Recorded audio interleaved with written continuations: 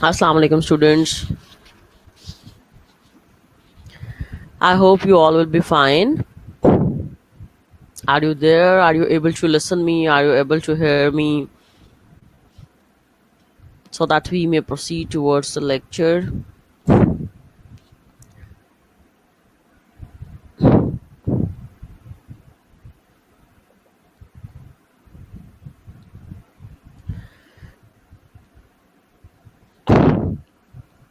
I have shared with you the yesterday lecture of the nutrition, which was diet therapy in pregnancy and lactation, and a few topics which were not in the slides. I will provide you notes, or I will provide you some additional slides, like the benefits of the breast milk for the mother and for the child, like the age related complications of the pregnancy, and the ideal birth weight of the baby for the pregnancy. These were the some topics that were not included in that slides, but soon I will share with you. As far as today's lecture is concerned, we are basically going to study vitamins, a very vital topic, vitamins basically. And important thing is that the vitamins are the part of both the subjects biochemistry and nutrition. So we will study vitamins in both the subjects biochemistry and applied nutrition. So it is important in biochem as well as nutrition aspect is also very important. So what is the basically objective and what we will do basically in this chapter vitamins? The basic thing is that this is the only the overview of the vitamins, because in biochemistry as such they are not included, but as biochem is based on the biomolecules, so vitamin is also one of the biomolecules, so we will study vitamins. And nutrition cannot be completed without the vitamins, because they are the vital biomolecules, like carbohydrates, like proteins, like fats. Can anyone tell me that vitamins provide us any energy? Does we get any energy from vitamins?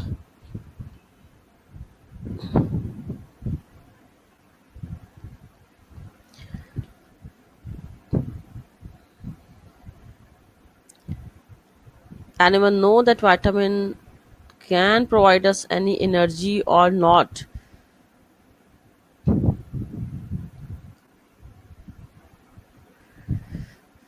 Actually, the energy giving nutrients are carbohydrates, proteins,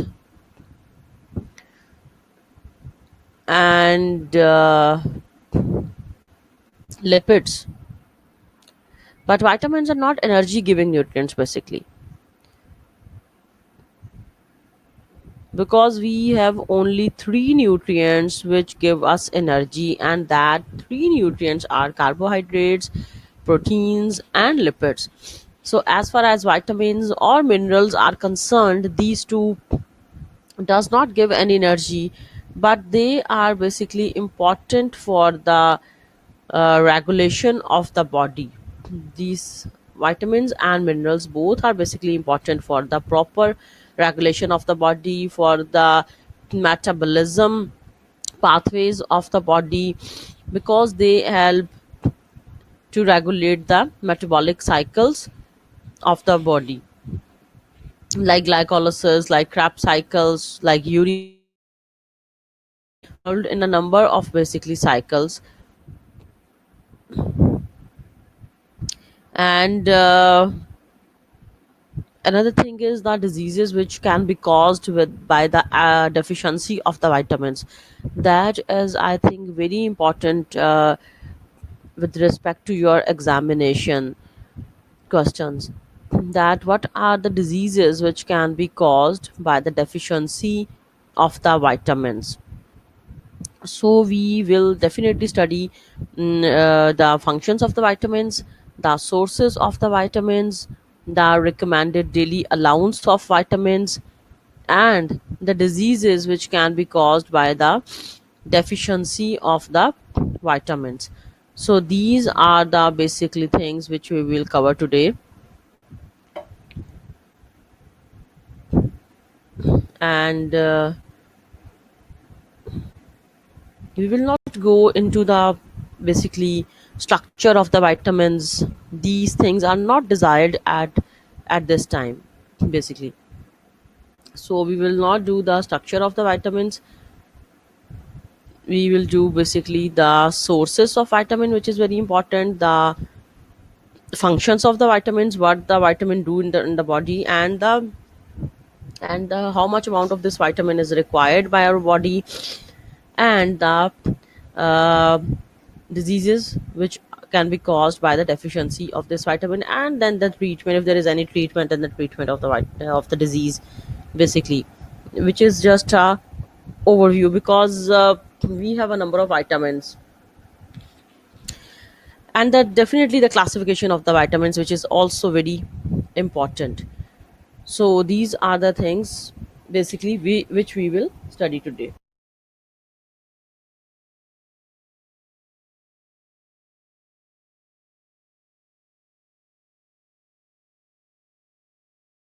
So anyone knows the classification of the vitamins? I think you guys have done this in your previous class, maybe.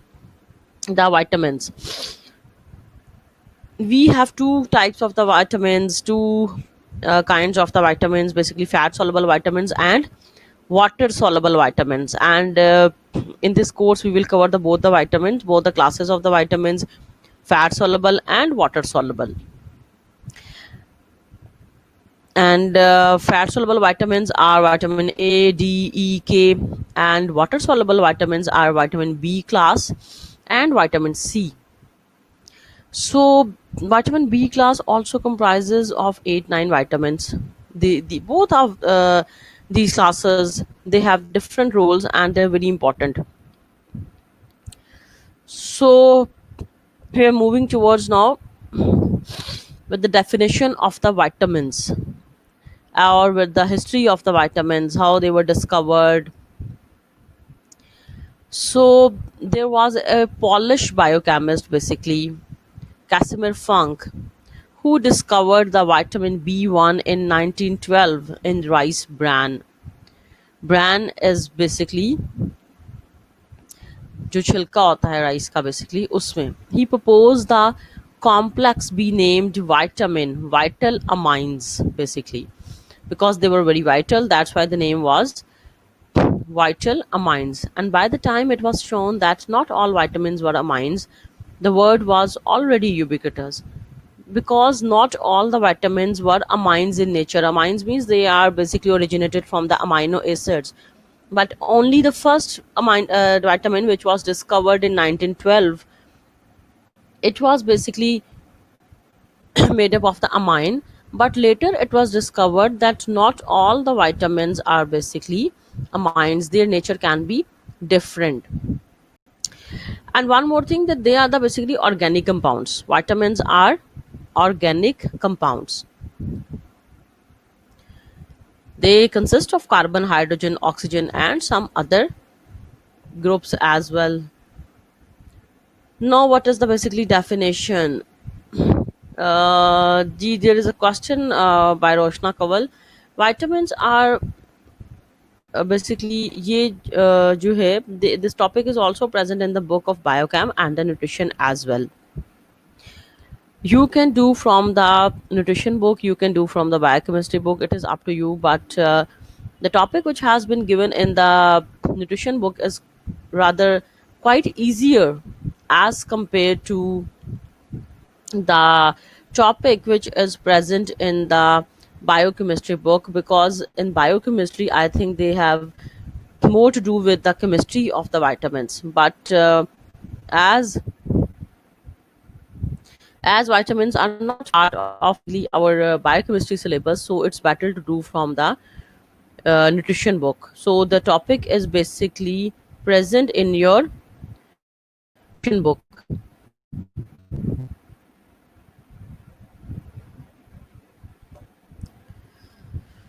So the meaning of basically ubiquitous is found everywhere. They are found basically everywhere, vitamins. So know the proper definition of the vitamins. An organic compound required as a nutrient in tiny amounts by the organism. They are required in very trace amounts. This is one thing which you already maybe know, that vitamins are present in very, they are required by our body in very minute amounts and very trace amounts, because they are not essential like our macronutrients, carbohydrates, protein, fats, and it cannot be synthesized in sufficient quantities by an organism and must be obtained from the diet.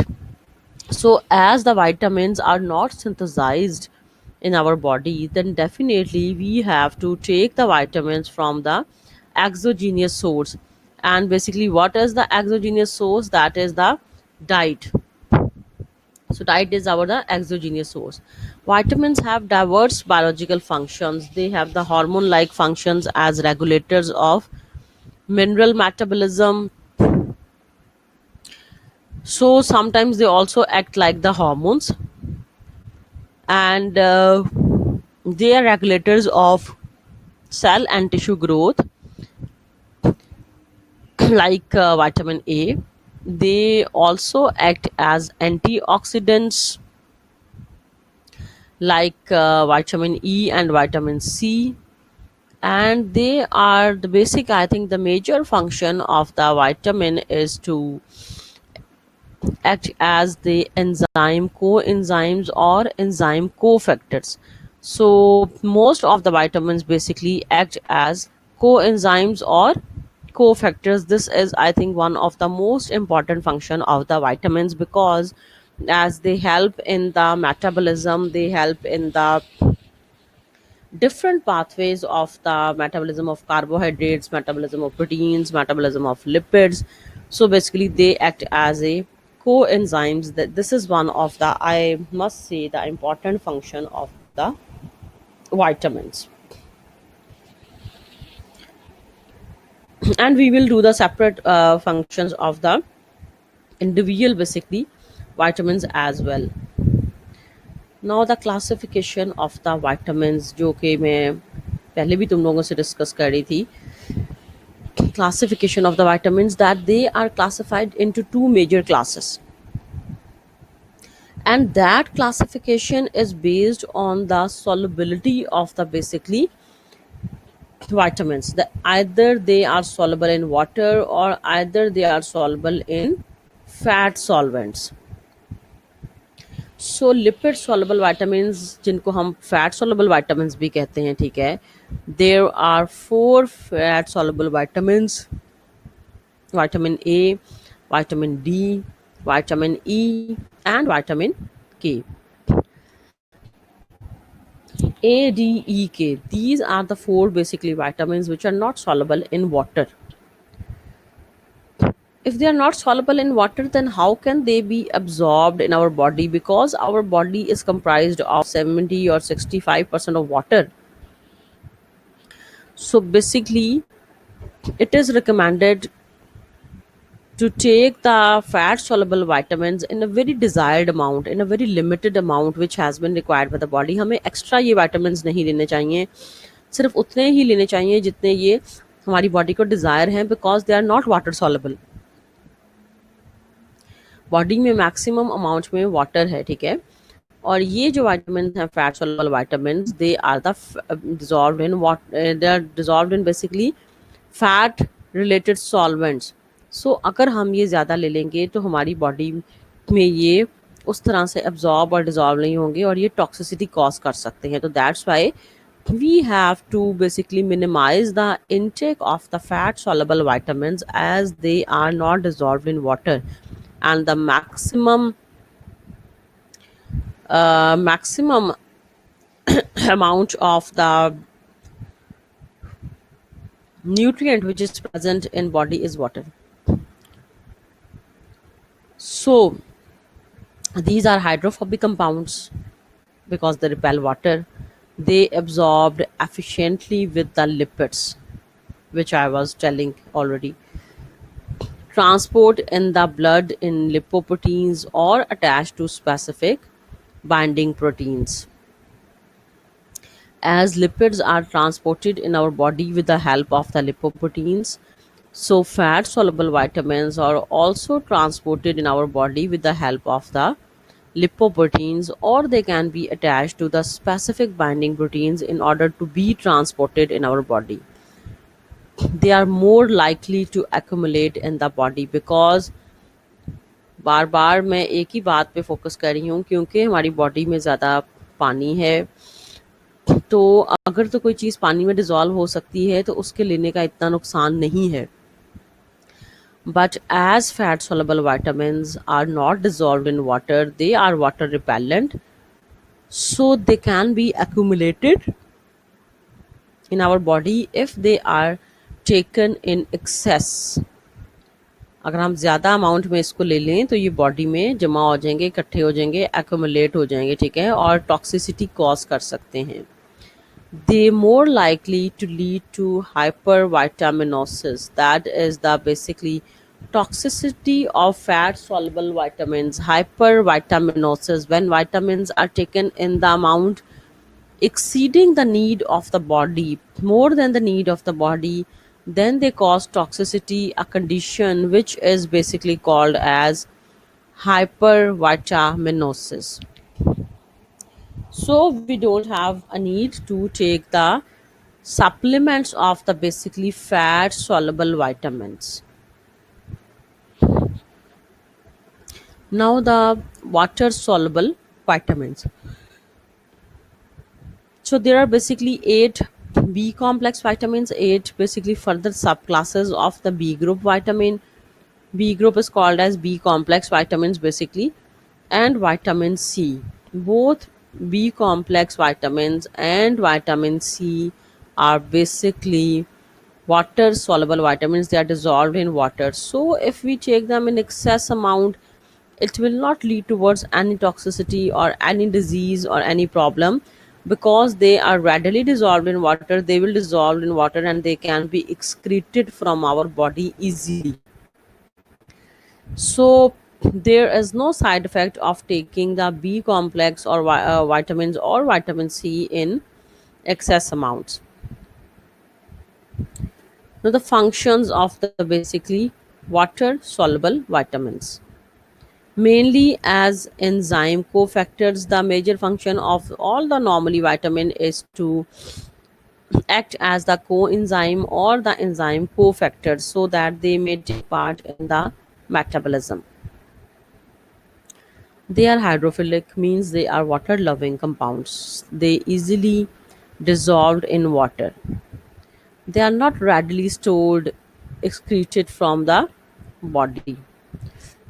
Body में ये store नहीं होते और फ़ौरन से basically ये excrete हो जाते हैं बॉडी से. Their consistent daily intake is important because body में स्टोर नहीं होते. अगर एक दिन तुम लोगों ने ज़्यादा ले लिए हैं तो उसका नेक्स्ट डे कोई फ़ायदा नहीं होगा बिकॉज बॉडी से वो एक्सक्रीट आउट हो जाते हैं in the form of urine, in the form of the faeces, because they are water soluble vitamins. और बॉडी में मैक्सिमम अमाउंट में पानी है तो पानी में डिज़ोल्व होके अगर तुम लोग ज़्यादा ले लोगे तो वो स्टोर नहीं हो सकते, तो बॉडी से फ़ौरन एक्सक्रीट आउट हो जाते हैं. तो नेक्स्ट डे के लिए हमारे पास स्टोर कोई नहीं होता वाइटामिन्स के, बी कॉम्प्लेक्स वाइटामिन्स के और वाइटामिन सी का, तो इसलिए नेक्स्ट डे हमने ये फिर दोबारा अपनी डाइट में लेने हैं. ठीक है. Many types of water soluble vitamins are synthesized by the bacteria.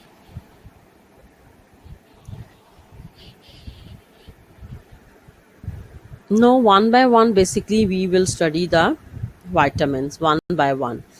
Lipid soluble vitamins में सबसे पहला जो विटामिन है that is vitamin A basically. तो जिनके कनेक्शन में प्रॉब्लम्स है या जिनको आवाज़ का प्रॉब्लम है, I will advise please reconnect and जो आपका ब्राउज़र है basically, I have also today change the browser because from the last many days it was causing the problem to be online.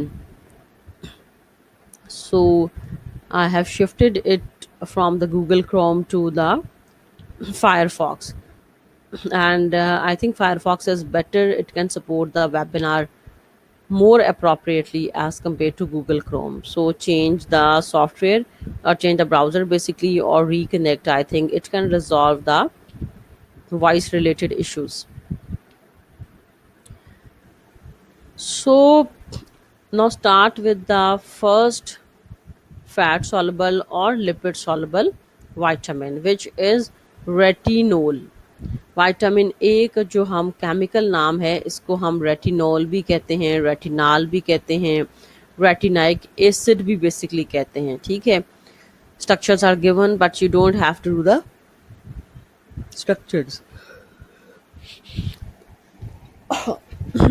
Sorry. So retinol biologically active forms. जो vitamin A तो common नाम है, ठीक है, जो basically इसकी biologically active forms हैं, they are retinoids, retinol, retinal, retinoic acid. All the basically names are of vitamin A.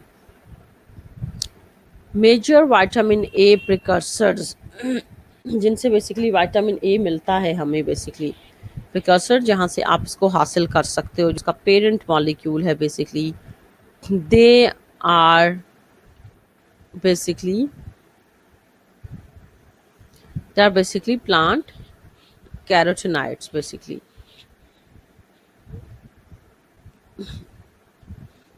जिनको आवाज़ का प्रॉब्लम आ रहा है, they will reconnect and I will also try to reconnect so that the issue can be resolved. So I will advise all of you to reconnect so that the issue can be resolved.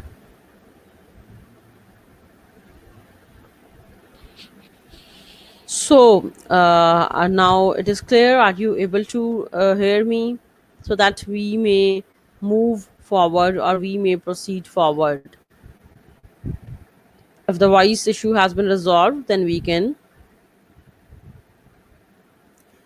move forward.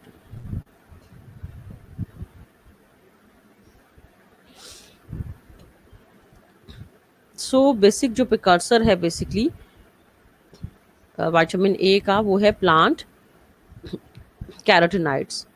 Foodstuffs of animal origin contains most of the vitamin A in the form of the esters, retinol and long fatty acids. तो basically जो best source है vitamin A का, वो हमारे plant sources हैं, जो तुम लोगों ने सुना भी होगा. जैसे carrots are basically rich in vitamin A. Carrots contain the carotenoids basically. So that is the basically major and good source of basically vitamin A. So in as far as animal origin is concerned, so there are retinol, alcohol form, and long chain fatty acids of vitamin A. They are present in some animal sources of vitamin A as well. So now we will see which is the basically plant source and which is the animal sources of the vitamin A. कि कौन सी चीज़ तुम लोग खाओगे तो तुम लोगों को vitamin A मिल सकता है.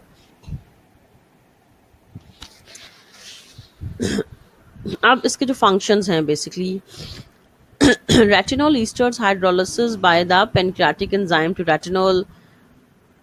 Basically this is about the transport and metabolism, and we will skip that. We will not do basically, because we have to just study the functions and the deficiency diseases. So we will skip this transportation and metabolism of vitamin A. Now the functions of basically vitamin A, which is very important. Functions of vitamin A. Vitamin A is necessary to form the rhodopsin and iodopsins in cones, color vision, visual pigment. If you study the structure of eye, you know that there are specialized cells, rod cells, and cone cells which are present in our eye.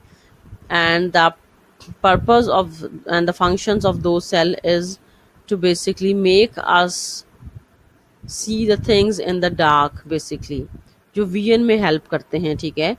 तो हमारी आंख में एक colour vision visual pigment होता है basically, जो हमें देखने में हेल्प करता है, ठीक है। तो विटामिन ए जो बेसिकली है उस प्रोटीन को बनाने के लिए बड़ी ज़्यादा इंपॉर्टेंट है, ठीक है। Rhodopsin, so opsin is basically the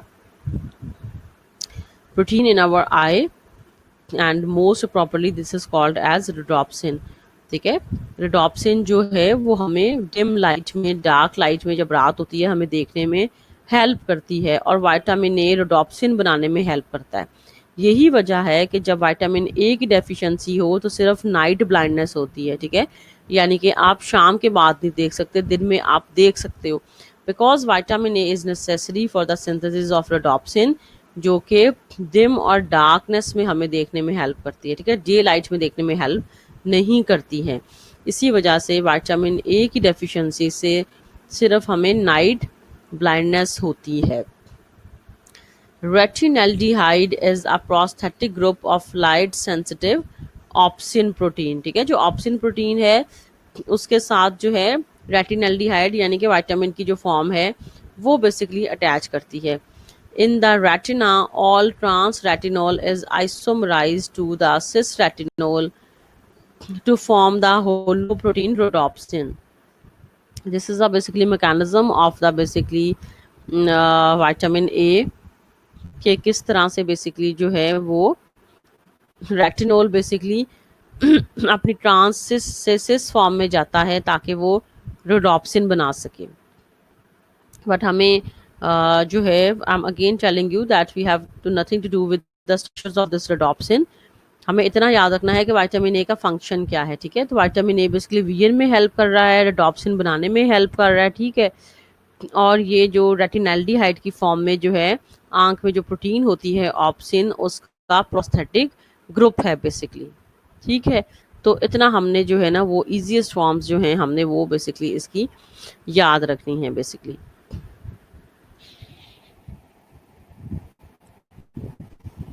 क्योंकि लाइट को एब्जॉर्ब करता है बेसिकली, ठीक है। और बेसिकली इट चेंजेस इनटू, जी मैं वही मैंने दोबारा बात की है बेसिकली कि हमने सिर्फ विटामिन ए का फंक्शन याद करना है। ये जो सिस से रेटिजेब उसका मैकेनिज्म ऑफ एक्शन दिया हुआ है बेसिकली निर्दा कि विटामिन ए जो है क्योंकि वो डिफरेंट फॉर्म्स में है, रेटिनोल की फॉर्म में भी है, अल्कोहल फॉर्म OL जिसके एंड में आएगा वो है retinol. So we have to nothing to do with the mechanism. We just have to remember that vitamin A is necessary to form the rhodopsin, and retinaldehyde is the prosthetic group of the light sensitive opsin protein, ठीक है। आंख में जो protein है उसका component है basically vitamin A, और ये जो जिस फॉर्म में होता है क्योंकि एल्डिहाइड फॉर्म में भी है, अल्कोहल फॉर्म में भी है, ठीक है। तो एल्डिहाइड फॉर्म में ये ऑप्सिन प्रोटीन का कंपोनेंट है, ठीक है। तीसरा जो सिस रेटिनोल और ट्रांस रेटिनोल वो चाहे छोड़ दो, ठीक है। बेसिकली फंक्शन इसका ये है कि ये रोडोप्सिन बनाने में हेल्प कर रहा है और हमें डिम लाइट में देखने में हेल्प कर रहा है विजन में। So more appropriately I recommend you to do this from your nutrition book. It is quite easier there. So we will also basically skip this. Deficiency of vitamin A leads to night blindness, and vitamin A is an important antioxidant as well. ये जो क्योंकि हमने basically इसका simple function करना है कि ये हमें देखने में हेल्प कर रहा है, हमने इसकी जो है ना ये ट्रांस एल्डिहाइड और ये वाली जो फॉर्म्स है ना वो हमने नहीं करनी है basically, because they are not the part of the biochemistry, they are part of the nutrition. तो हमें न्यूट्रिशनल एस्पेक्ट से किसके फंक्शंस क्या हैं दूसरा करने. We will not go into the chemistry of basically vitamins.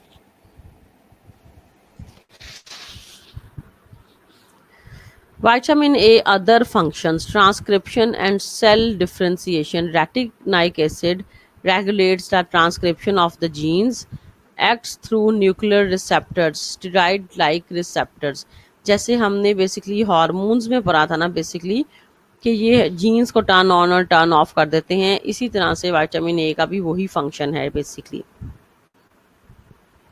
ठीक है, ये डिफरेंट न्यूक्लियर रिसेप्टर्स के साथ बेसिकली कंबाइन करते हैं। ठीक है, और ये जीन्स को टर्न ऑन और टर्न ऑफ करते हैं अपनी फॉर्म को चेंज करके। जैसे लिखा हुआ है कि रेटिनॉल से रेटिनाल बनता है, एल्डिहाइड फॉर्म, और इससे फिर रेटिनाइक एसिड बनता है। अब ये जो एक फॉर्म से दूसरी फॉर्म में विटामिन चेंज हो रहे हैं, definitely there are certain enzymes which are basically necessary for this change. Retinoic acid is necessary for the function and maintenance of epithelial tissues. ये इसका फंक्शन है जो तुम लोगों ने याद रखना है, आखिरी लाइन बस। ठीक है, कि retinoic acid is necessary for the function and maintenance of epithelial tissues. तो हमने सिर्फ ये लास्ट वाला जो फंक्शन है वो करना है। हमने चेंजेस हो रहे हैं ये भी याद रख लो। ठीक है कि एक फॉर्म से दूसरी फॉर्म में चेंज हो रहा है, बट ये एक्स रिसेप्टर्स वगैरह जो है ना, और सिस और ट्रांस रेटिनाल, इसकी ज़रूरत इस स्टेज पे नहीं है। We will just study the function. The first function is in the vision, ठीक है, and second function is it is necessary for the maintenance of epithelial tissues. Is it clear?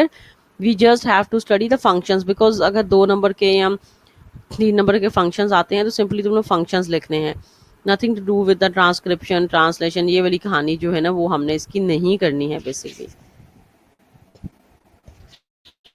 Now what is the basically deficiency diseases of the vitamin A basically? The early sign, loss of sensitivity to green light, basically जो night blindness है, ठीक है, prolong deficiency से हम अगर इसकी early deficiency हो तो बेसिकली आप ग्रीन लाइट को नहीं देख सकते। ठीक है, और अगर आप बिल्कुल डाइट में आप विटामिन ए नहीं ले रहे हो, ठीक है, तो उसकी वजह से प्रोलॉन्ग डेफिशिएंसी हो गई है, 3 महीने 6 महीने से आप कोई सोर्स विटामिन ए का नहीं यूज़ कर रहे, तो फिर आपकी impairment to adapt to dim light हो जाएगा, यानी कि डिम लाइट में, डार्कनेस में आप नहीं देख सकेंगे। ठीक है, तो और फर्दर फिर क्या होगा, कंटिन्यू होगी ये चीज़, तो फिर night blindness can be caused by the deficiency of vitamin A. तो ए की डेफिशिएंसी से जो डिजीज हो रही है सिंपली वो क्या है, night blindness. Ever escalated deficiency leads to squamous metaplasia, columnar epithelia are transformed into heavily keratinized squamous epithelia. I know these things are difficult to you basically, लेकिन ये epithelial क्योंकि cells और tissues की maintenance के लिए बड़ा important है, तो अगर इसकी डेफिशिएंसी हो जाए तो फिर एक एपिथेलियल सेल्स की जो है ना एक डिजीज़ होती है जिसको हम कह रहे हैं स्कैमस मेटाप्लेजिया। ठीक है, इसमें जो बेसिकली एपिथेलियल सेल्स हैं ना बहुत ज़्यादा केराटिनाइज्ड हो जाते हैं बेसिकली। तो basically that is also the deficiency disease which have been caused by the vitamin A basically। तो हमने इसकी जो deficiency diseases हैं वो तो हमने लाजमी करनी है बेसिकली। ठीक है, बट जो इसका मैकेनिज्म ऑफ एक्शन है ना वो हमने बेसिकली इस तरह से नहीं करना। ठीक है, तो इसमें जो है बेसिकली स्कैमस मेटाप्लेजिया में जो एपिथेलियल सेल्स है ना they are basically flattened, basically जो squamous, this is the basically this disease is basically new to you, लेकिन ये जो है बहुत ज़्यादा कॉमन भी नहीं है बेसिकली डिजीज़ जो है, और ये रेयर है बेसिकली, लेकिन this has been caused by the deficiency of vitamin ए।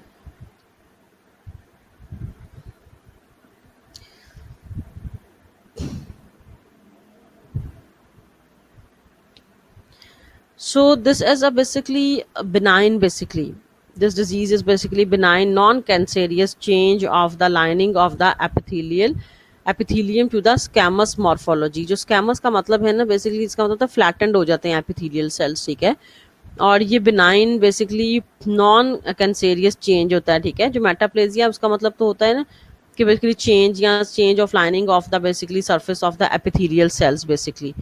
ठीक है, तो ये जो है बेसिकली एपिथेलियल सेल्स की सरफेस को चेंज कर देता है, ठीक है, फ्लैटन बिल्कुल कर देता है, और ये नॉन कैंसेरियस बेसिकली होता है, ठीक है, दिस इज नॉन कैंसेरियस, ठीक है। और ये है कि अगर बहुत ही क्रॉनिक अगर हो डेफिशिएंसी तो फिर, ठीक है, and sometimes it can be reversible, sometimes it can be reversible. तो जी मॉर्फोलॉजी इसमें ये है कि एपिथेलियल सेल्स की मॉर्फोलॉजी बेसिकली चेंज हो जाती है, ठीक है। एपिथेलियल सेल्स की जो मॉर्फोलॉजी है it can be change but it is reversible also, this change can be reversible.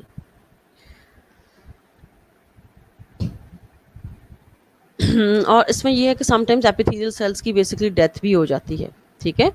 तो इसमें जो सेल्स है ना they are filled with the protein which is called as the keratin, के जो स्किन है ना वो आपकी बेसिकली उसमें प्रोटीन कैराटिन जो है वो आ जाती है।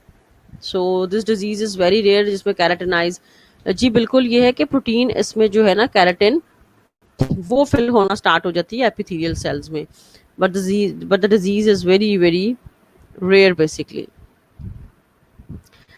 इसके बाद एक डिजीज है जी जो आई की डिजीजेज हैं, they are also caused by the deficiency of vitamin A, the conjunctiva loses the mucus secreting cells, glycoprotein content of the tear is reduced, and the disease is basically called as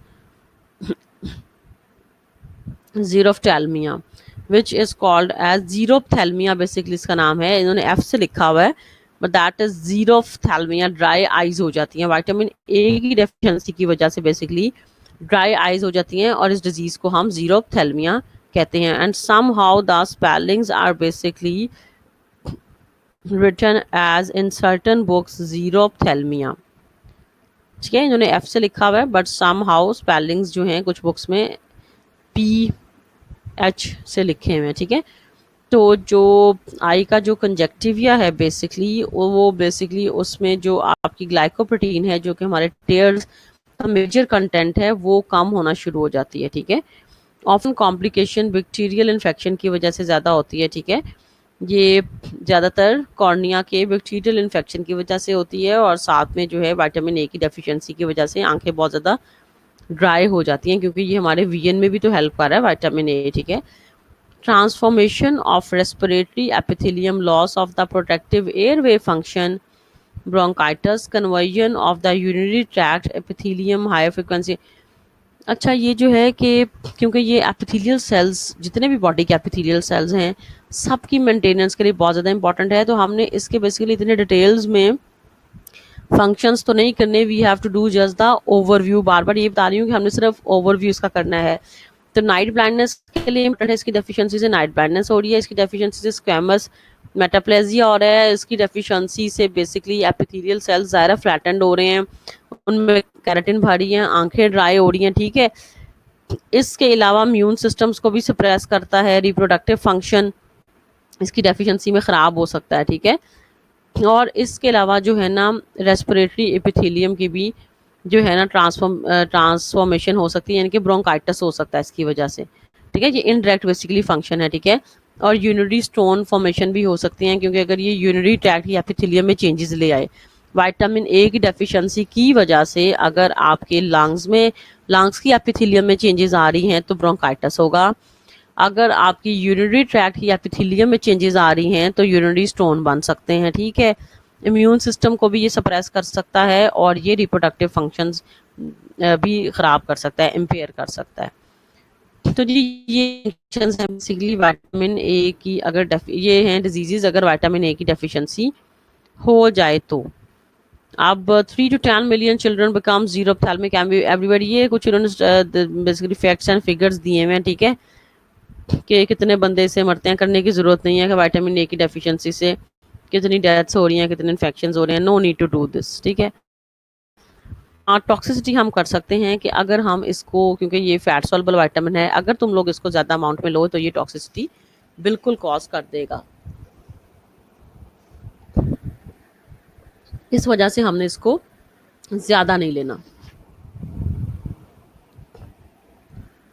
only it is recommended in the amounts it is required, requirement से हम ज़्यादा इसको नहीं लेंगे.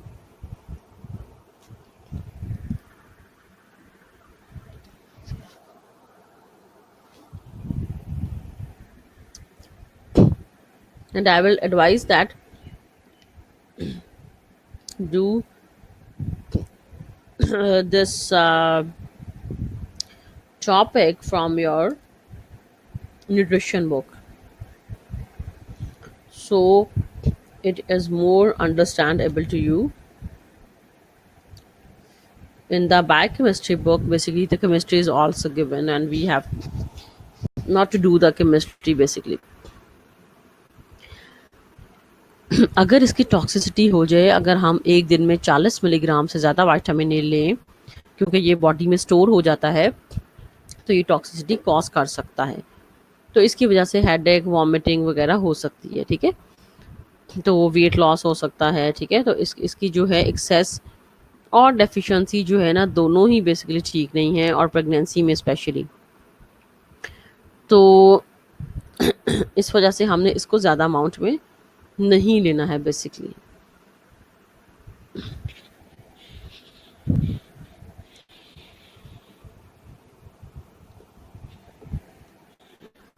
आपने सिर्फ इसको nutrition की बुक से करना है, क्योंकि अगर कभी भी आए तो सिर्फ फंक्शंस और डेफिशिएंसी डिजीजेज आती हैं विटामिन की. ठीक है, तो हमने इसकी टॉक्सिसिटी या इतना ज़्यादा जो है हमने वो नहीं करना है. ठीक है, basically I don't have the basically right now the book, that's why I have to do with from the these slides basically. अब ये मेटाबॉलिक इसके फंक्शंस हैं, वीएन में है, जीन ट्रांसक्रिप्शन में है, एम्ब्रियोनिक डेवलपमेंट में है, बोन के मेटाबॉलिज्म में है, स्किन की हेल्थ में है, हेमेटोपोइसिस में है. ठीक है, एंटीऑक्सीडेंट एक्टिविटी में है. तो these are the basically functions of the vitamin A. अब सबसे ज़्यादा इंपॉर्टेंट जो कि सबसे ज़्यादा पहले चीज़ होनी चाहिए कि कौन सी चीज़ तुम लोग खाओगे तो तुम लोग को विटामिन ए मिलेगा. ठीक है, जो इसका रिच सोर्सेज हैं. ठीक है, सबसे इंपॉर्टेंट जो फिश लिवर ऑयल है, कॉड लिवर ऑयल है. Cod liver oil is the very good source of the vitamin A. Fish liver oil या फिश लिवर या चिकन लिवर जो है, कोई भी चीज़, लेकिन फिश में बहुत ज़्यादा होता है. ठीक है, तो cod is the basically name of the fish. तो कॉड लिवर ऑयल जो है that is the very good source of the vitamin A. Then meat, egg, milk, dairy products, carrot, broccoli, spinach, papaya, apricots, they all are very good sources of vitamin A.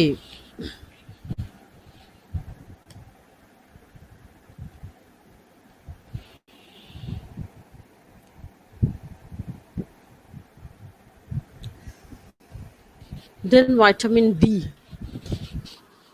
Vitamin D is also another important basically vitamin, fat soluble vitamin है. इसको इसकी different forms हैं. ठीक है, इसको आप कोल कैल्सीफ्रोल भी कह सकते हो. ठीक है, जो कि कैल्सीट्रायोल का प्रिकर्सर है. और जो विटामिन डी है बेसिकली, क्योंकि ये कोलेस्ट्रॉल से इसकी सिंथेसिस हो रही होती है, ये हम सबको पता है. It regulates with the parathyroid hormone. PTH is basically parathyroid hormone. It regulates with parathyroid hormone, calcium and phosphate level.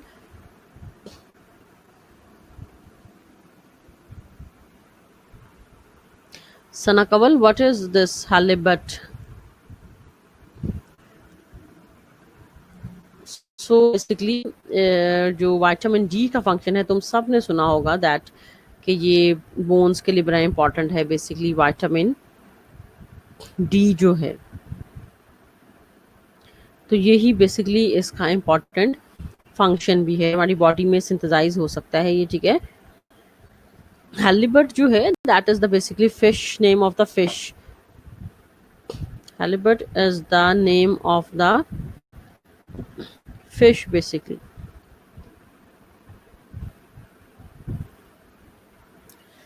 सो जी विटामिन डी जो है जी, ये डिफरेंट फॉर्म्स में प्रेजेंट होता है, ठीक है। पैराथायराइड हार्मोन के साथ बॉडी के कैल्शियम के और फॉस्फेट लेवल्स की बेसिकली रेगुलेशन करवाता है, ठीक है। स्किन में सिंथेसिस की होती है, जब स्किन पे यूवी लाइट पड़ती है तो बेसिकली विटामिन डी की सिंथेसिस होती है, जो कि हम शायद पहले भी कर चुके हैं। यूवी रेडिएशन की वजह से हमारी स्किन में जो कोल कैल्सिफेरोल होता है वो विटामिन डी में बेसिकली चेंज हो जाता है और फिर इसको लिवर में ट्रांसपोर्ट कर देता है। स्किन से it has been transported into liver और किडनीज, ठीक है। किडनी में लेकिन इसकी इनएक्टिव फॉर्म होती है, जो एक्टिव फॉर्म होती है वो इसकी लिवर में प्रेजेंट होती है। हमने इसका स्ट्रक्चर और मेटाबॉलिज्म वगैरह नहीं करना, हमने इसके फंक्शंस करने हैं बेसिकली, ठीक है। सोर्सेस करने हैं और फंक्शंस करने हैं। तो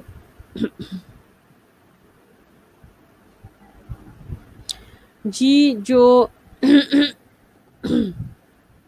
बेसिकली फूड क्लासिफिकेशन वाला चैप्टर है आपकी न्यूट्रिशन की बुक में, उसमें विटामिन्स प्रेजेंट है, ठीक है। तो हमने जो है वो न्यूट्रिशन की बुक में दिस इज प्रेजेंट, और तुम लोग बायोकेम से भी कर सकते हो, बट न्यूट्रिशन में it is far easier, that's why I recommend you to do from the nutrition book. Otherwise the topic is also present in the book of biochemistry. I think I have told many times. अब जी vitamin D का क्या function है? Basically transport in the blood on a carrier. Vitamin D binding protein होती है जो इसकी transportation करवाती है, ठीक है। इसके अलावा जो है ना, ये विटामिन डी जो है इंट्रासेलुलर इसके रिसेप्टर्स होते हैं इंटेस्टाइन में, बोन में, किडनी में, ठीक है, उनके साथ ये बाइंड करता है। इसका मेन फंक्शन ये है कि इसने कैल्शियम के जो लेवल्स और फॉस्फेट के लेवल्स हैं ना, उनकी रेगुलेशन करवानी है, ठीक है। और ये न्यूरोमस्कुलर एक्टिविटी के लिए भी बहुत ज़्यादा इंपॉर्टेंट है विटामिन डी। अब ये इंटेस्टाइन में क्या करता है? कैल्शियम की एब्जॉर्प्शन को इंक्रीज करता है। इसके अलावा ये किडनीज पे भी एक्ट करता है विटामिन डी बेसिकली, कि ताकि कैल्शियम की डी एब्जॉर्प्शन और एब्जॉर्प्शन हो, बॉडी से कैल्शियम के लॉस को बचाता है विटामिन डी, ठीक है। कैल्शियम की एक्सक्रीशन को बेसिकली बचाता है। और इसके अलावा क्या करता है? Mobilising bone mineral together with the parathyroid hormone. जो आपकी बोन्स में मिनरल्स है बेसिकली, अगर आपके प्लाज्मा कैल्शियम लेवल कम है तो बोन से जो आपका कैल्शियम है उसको ट्रांसपोर्ट करता है प्लाज्मा में, ताकि आपके ब्लड के कैल्शियम के लेवल्स जो है ना वो मेंटेन हो सकें। तो ये बेसिकली काम इसका कैल्शियम और फॉस्फेट की रेगुलेशन है। कहाँ कहाँ एक्ट करता है? इंटेस्टाइन में एक्ट करता है, कैल्शियम की एब्जॉर्प्शन करवाता है। किडनीज पे एक्ट करता है, distal tubules of the kidney के, वहाँ से एक्सक्रीशन कम हो कैल्शियम की। और इसके अलावा जो है ये बोन्स की जो कैल्शियम है, अगर प्लाज्मा कैल्शियम लेवल कम है तो बोन्स का कैल्शियम को मूव करवाएगा ताकि प्लाज्मा कैल्शियम लेवल्स जो हैं वो इंक्रीज हो, ठीक है। अगर एफिशिएंसी हो जाए, तुम लोगों ने सुना होगा रिकेट्स और ऑस्टियोमलेशिया, ठीक है। So there are two basically diseases which are associated with the deficiency of the vitamin D, ठीक है। अगर ये इंटेस्टाइन में एब्जॉर्प्शन नहीं हो रही विटामिन डी की, और यूवी रेडिएशन यानी कि आप सनलाइट में ज़्यादा नहीं अगर निकल रहे, ठीक है, तो इसकी वजह से जो है ना बच्चों में एक डिजीज़ होती है जिसको हम कहते हैं रिकेट्स, ठीक है। उनकी बोन्स जो हैं वो टेढ़ी हो जाती हैं, ठीक है, बाउल आ जाते हैं, बहुत वीक हो जाती हैं। और बड़ों में एक डेफिशिएंसी होती है जिसका नाम है ऑस्टियोमलेशिया। तो हमें ये याद रखना है कि विटामिन डी की डेफिशिएंसी से बच्चों में डिजीज़ हो रही है रिकेट्स, और एडल्ट्स में डिजीज़ हो रही है ऑस्टियोमलेशिया। ये तुम लोगों ने दो डिजीजेस बस याद रखनी है, rickets and osteomalacia. It increase the activity of natural killer cells, ठीक है। जो नेचुरल हमारे सेल्स हैं, किलर सेल्स, ठीक है, लिम्फोसाइट्स, उनको ये इंक्रीज करता है, ठीक है। मैक्रोफेजेस की एबिलिटी को भी इंक्रीज करता है। वायरस डिजीज़ के रिस्क को कम करता है। आजकल जैसे कोरोना वायरस का है तो हमें विटामिन डी अपनी डाइट में लाजमी इंक्रीज करना है, क्योंकि ये वायरस डिजीज़ से हमें बचाता है। लाजमी आपने विटामिन डी लेना है।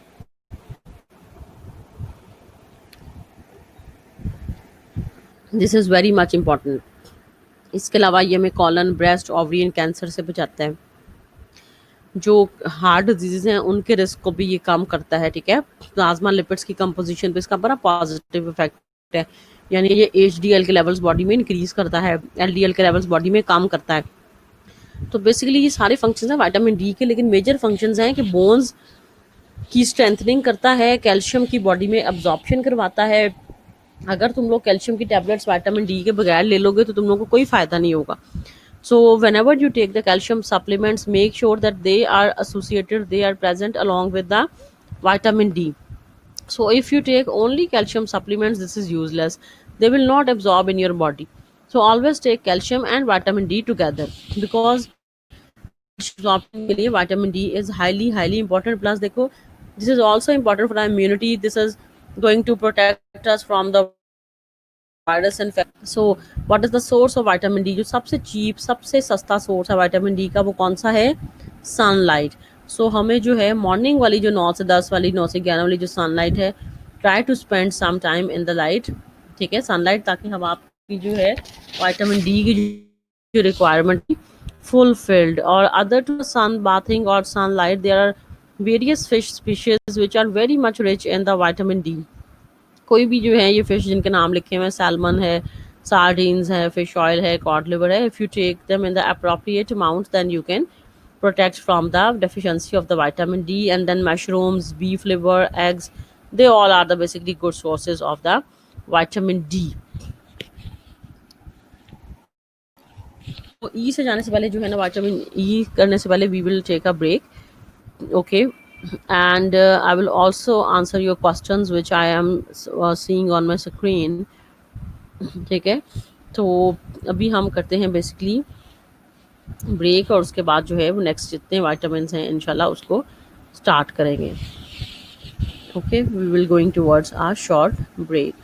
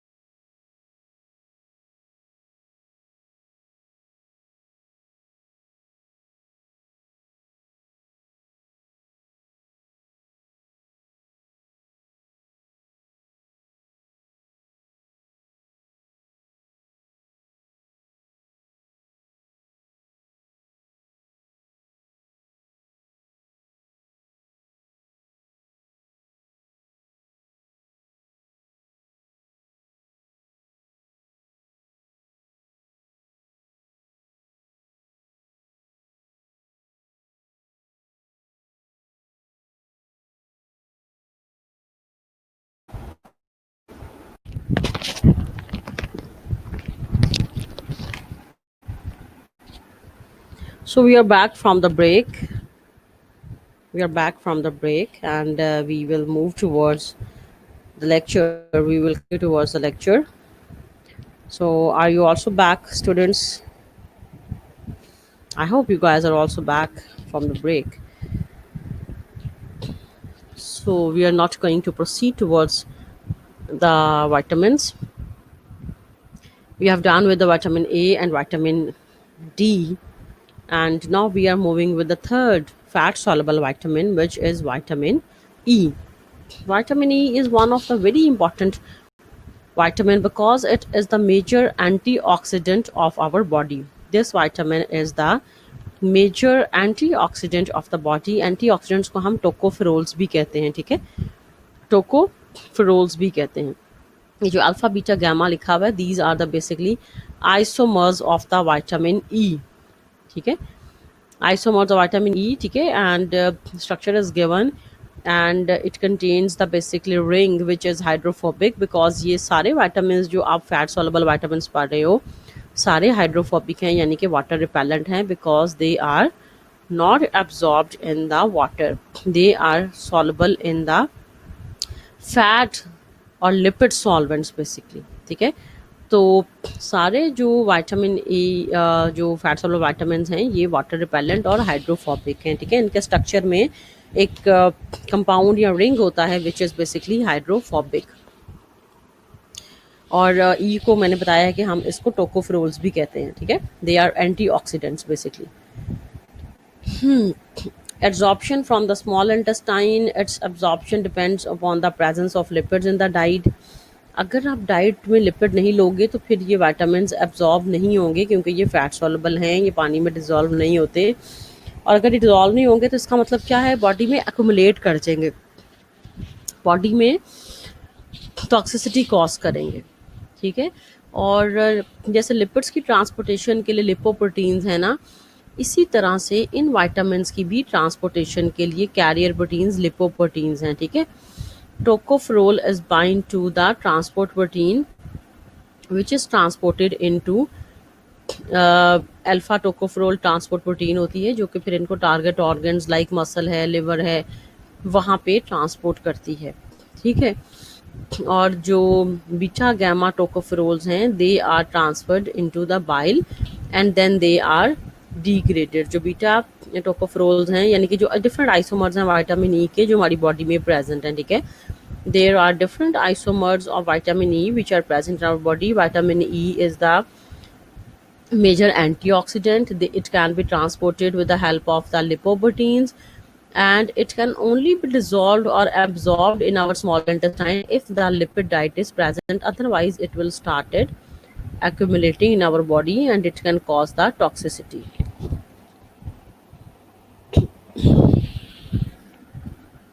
अब एंटीऑक्सीडेंट का मतलब क्या है, जो हम बताते हैं कि एंटीऑक्सीडेंट्स बड़े ज़्यादा इंपॉर्टेंट हैं. ठीक है, तो एंटीऑक्सीडेंट का मतलब ये है कि हमारी बॉडी में जो फ्री रेडिकल्स होते हैं. ठीक है, फ्री रेडिकल्स तुम लोग को पता है कि ऐसी स्पीशीज़ होती हैं. ठीक है, जो कि हमारे बॉडी में कार्बोहाइड्रेट्स प्रोटीन के स्ट्रक्चर को डिस्टर्ब करती हैं, डैमेज करने की कॉज करती हैं. ठीक है, डैमेज करने का बायस बनती हैं.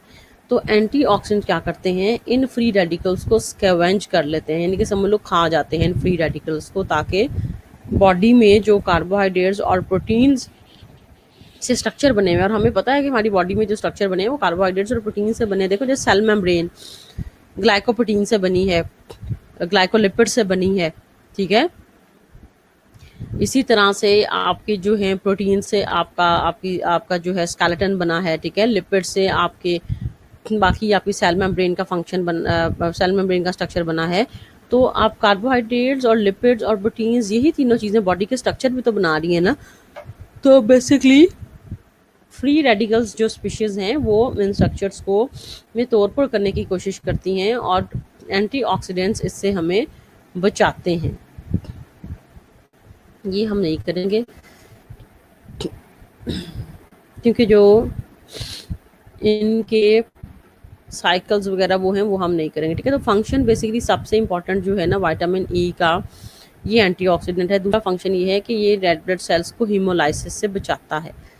विटामिन ई, और तीसरा ये है कि ये लिवर को बेसिकली स्ट्रेंथन करता है, ठीक है।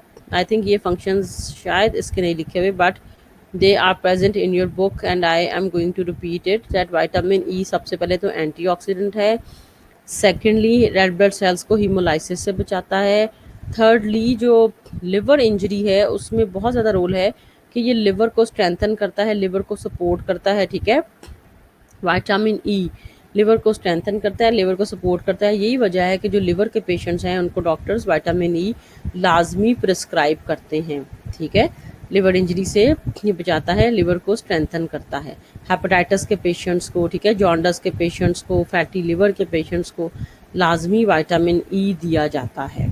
तो ये फंक्शंस हैं विटामिन ई के बेसिकली। अब अगर इसकी डेफिशिएंसी हो जाए विटामिन ई की। अच्छा हिरा, आपके कनेक्शन में बहुत ज़्यादा प्रॉब्लम है, आपसे यही कह रही हूँ अपना ब्राउज़र चेंज करो। आप मोज़िला फायरफॉक्स अगर आपके लैपटॉप में है तो उसको इंस्टॉल करो प्लीज़। ये वेबिनार वहीं पे सही चलेगा, ये गूगल क्रोम और बाकी में नहीं चल रहा, ठीक है।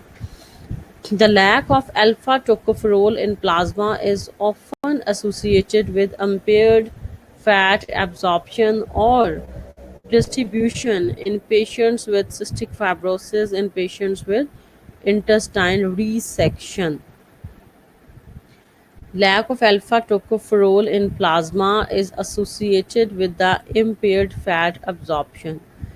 अगर फैट्स की एब्जॉर्प्शन नहीं हो रही बॉडी में तो जाहिर है विटामिन ई की फिर एब्जॉर्प्शन कैसे होगी हमारी बॉडी में, क्योंकि ये पानी में तो डिजॉल्व नहीं होते, तो उसकी डेफिशिएंसी फिर हो जाएगी हमारी बॉडी में। Deficiency of vitamin D exhibit neurological problems, platelet aggregation. ये बेसिकली डी नहीं ई के फंक्शंस हैं कि ई की डेफिशिएंसी की वजह से मैंस में जो है फर्टिलिटी प्रॉब्लम्स हो सकती है, प्लेटलेट्स एग्रीगेशन की प्रॉब्लम हो सकती है, न्यूरोलॉजिकल प्रॉब्लम्स हो सकते हैं, ठीक है, ई की वजह से। बट इसकी टॉक्सिसिटी जो है ना वो काफ़ी स्मॉल है, मतलब वो काफ़ी रेयर है, इसकी टॉक्सिसिटी ज़्यादातर नहीं होती है बेसिकली इस विटामिन की। अब कौन सी चीज़ खाओगे तो नेचुरली तुम लोगों को विटामिन ई मिलेगा?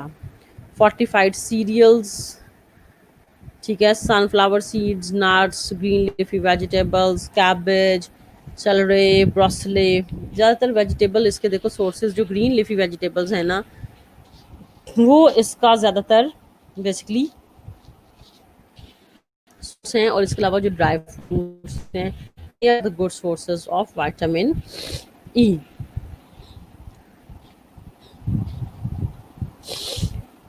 इनके खाने की वजह से हम इनकी डेफिशिएंसी की वजह से जो है इससे बच सकते हैं विटामिन ई की डेफिशिएंसी की वजह से। अब जी है vitamin K. Vitamin K is a group of lipophilic means lipid loving, hydrophobic means water hating vitamin. ये तो जितने फैट सॉल्युबल विटामिन्स हैं वो सब जो हैं वो लिपिड लविंग हैं और वाटर हीटिंग हैं, ठीक है, और ये वाटर में डिज़ोल्व नहीं होते हैं। They are needed for the post translational modification of the proteins required for blood coagulation. हम सबको पता है जो विटामिन के है, this helps in the blood clotting, it helps like the clotting factors, ठीक है, और ये ब्लड क्लॉटिंग में हेल्प करता है। They are involve in the metabolism pathways in bone mineralisation, cell growth, metabolism of blood vessel wall. अब ये इसका मेटाबॉलिक फंक्शन भी है बेसिकली के का। बेसिकली ये बोन्स मिनरलाइजेशन में हेल्प कर रहा है, फिर कार्बोहाइड्रेट्स, प्रोटीन्स, लिपिड्स के मेटाबॉलिज्म में हेल्प कर रहा है, सेल ग्रोथ में हेल्प कर रहा है, ठीक है, ब्लड वेसल्स के मेटाबॉलिज्म में हेल्प कर रहा है। तो इसका मेटाबॉलिक रोल भी है, और इसकी ना डिफरेंट फॉर्म्स हैं, ठीक है। विटामिन के की दो फॉर्म्स हैं, एक को हम K1 कहते हैं और एक को हम K2 कहते हैं, ठीक है। There are two forms of vitamin K जो हमने याद रखनी है, कभी भी MCQ में भी आ सकती हैं। तो जी दो फॉर्म्स हैं विटामिन के की। पहली वाली कौन सी है? K1 भी कहते हैं और K2, लेकिन इसका एक केमिकल नेम भी है, ठीक है। दोनों जो फॉर्म्स हैं उनके ओरिजिन का बेसिकली फ़र्क भी है। K1 जो है बेसिकली वो प्लांट ओरिजिन से है, और जो K2 है वो बेसिकली बैक्टीरियल ओरिजिन से है। तो K1 का जो केमिकल नाम है वो है फाइलोक्विनोन, और K2 का जो केमिकल नेम है that is menaquinone. So there are two forms of vitamin K, K1 and K2। दोनों ब्लड क्लॉटिंग में बेसिकली हेल्प कर रही हैं, ठीक है। और K1 प्लांट ओरिजिन है, फाइलोक्विनोन याद रखना है, मीनाकिनोन याद रखना है, एक बैक्टीरियल ओरिजिन से लार्ज इंटेस्टाइन में बनता है, ठीक है। विटामिन K2, K1 K2 तुम लोग यहाँ से कर लो, बिकॉज ये बुक में हो सकता है ना हो, और हो सकता है कि न्यूट्रिशन की बुक में ये नहीं होगा, शायद बायोकेम की बुक में ये हो, ठीक है। तो जो चीज़ नहीं है वो तुम लोग पेंसिल्स और इस टाइम अपने पास रखा करो, बुक ओपन किया करो, जो चीज़ नहीं है और मैं अगर पढ़ा रही हूँ तो वो तुम लोग लिख सकते हो वहाँ पे साइड पे।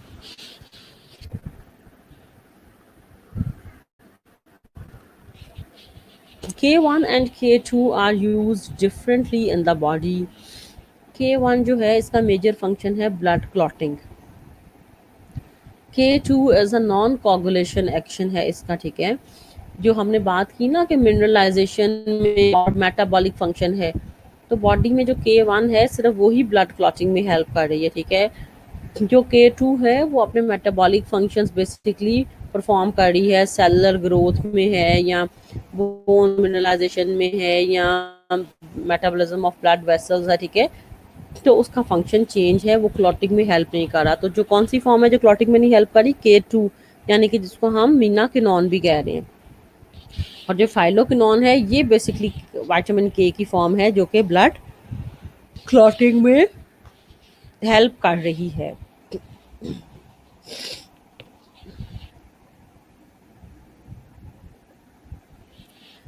जी, अब और क्या इसके फंक्शंस हैं जी विटामिन के? Co-factor of liver microsomal carboxylase, which carboxylates glutamate residues to the carboxyglutamate during the synthesis of the prothrombin and coagulation factors. Basically ये एज अ को फैक्टर एक्ट करता है एंजाइम का, जो कि क्लॉटिंग फैक्टर बनाते हैं। सिंपली हम ये लिख सकते हैं, इट एक्ट एज द को factor of the enzyme carboxylase which help for the synthesis of the clotting factor prothrombin, ठीक है। तो ब्लड जो कोगुलेशन के फैक्टर्स हैं या क्लॉटिंग के जो फैक्टर्स हैं उनकी सिंथेसिस के लिए ये जो है विटामिन के ये एज ए को फैक्टर काम कर रहा है, ठीक है। इसके अलावा जो है ना it forms the binding site for calcium also in other proteins osteocalcin.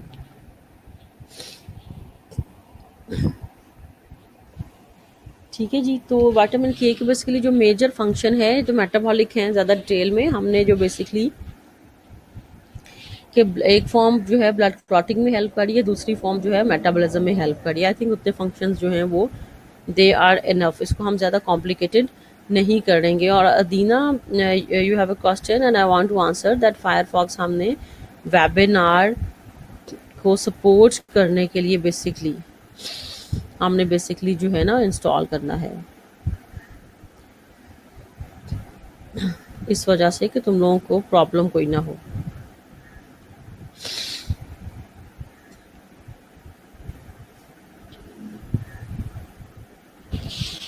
No, अब इसकी डेफिशिएंसी से क्या होगा? जाहिर है कि ये विटामिन जो है वो अगर क्लॉटिंग में हेल्प कर रहा है तो इसकी डेफिशिएंसी से फिर जाहिर है कि डिजीज़ होंगी बेसिकली जो कि कोगुलेशन रिलेटेड हैं।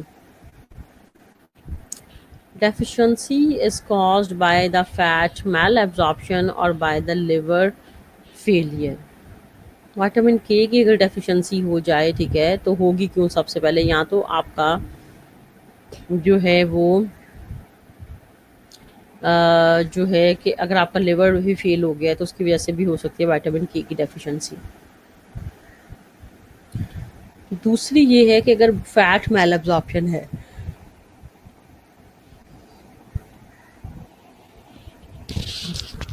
अभी हम टेस्ट की भी बात करते हैं, ठीक है।